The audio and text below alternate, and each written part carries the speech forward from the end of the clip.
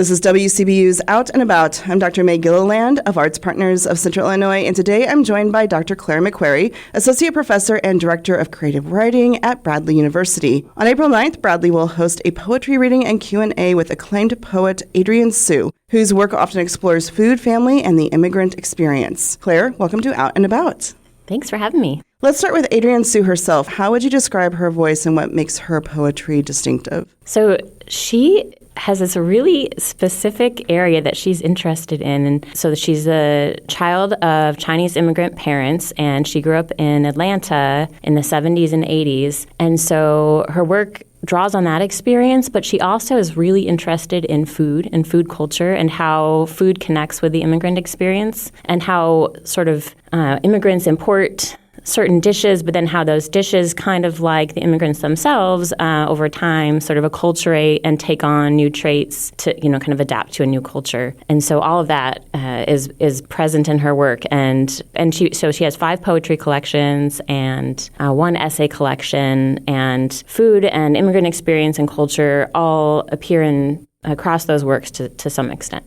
So, as we've said, Sue often explores the immigrant experience through very intimate, everyday details. I'm curious, what does poetry allow her to do with those themes that other forms might not? That's a great question. I think poetry, it's this genre that it can draw together some unrelated things and put them kind of in surprising juxtaposition. I think it allows her to jump really kind of agilely between memory and then present experience and drawing on like maybe the different kinds of registers of language, like the language of a recipe book, and as well as kind of the language of maybe dream or memory or emotion, and kind of brings those things all together. In one of her essays, I've also read one of her essay collections, and it talks about how sometimes poetry isn't the venue that she wants, isn't the correct genre. And so she also turns to prose occasionally to kind of have a longer, more extended reflection maybe on some of these themes, but poetry is her primary kind of preferred genre.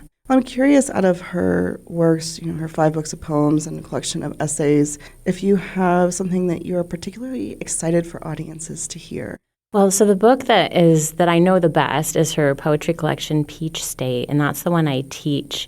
And I actually teach it in my poetry workshop as a model for my student poets, but then I teach it in an immigrant lit class too. It crosses over very easily between those two.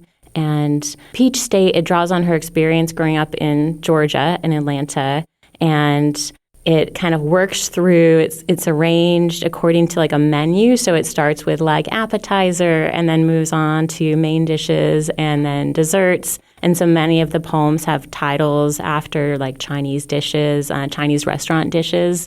And then she attacks those topics in really surprising ways throughout the collection. And it is, as you mentioned before, it's very personal and kind of draws on, or I guess reflects on identity just through the lens of the everyday, the ordinary, washing up the dishes after dinner and seeing that her dinner guests have thrown away the chopsticks, which are actually not disposable. They're, meant to be reused, and thinking about how that maybe speaks to the immigrant's experience of being between two cultures and not always feeling like people completely understand your cultural background.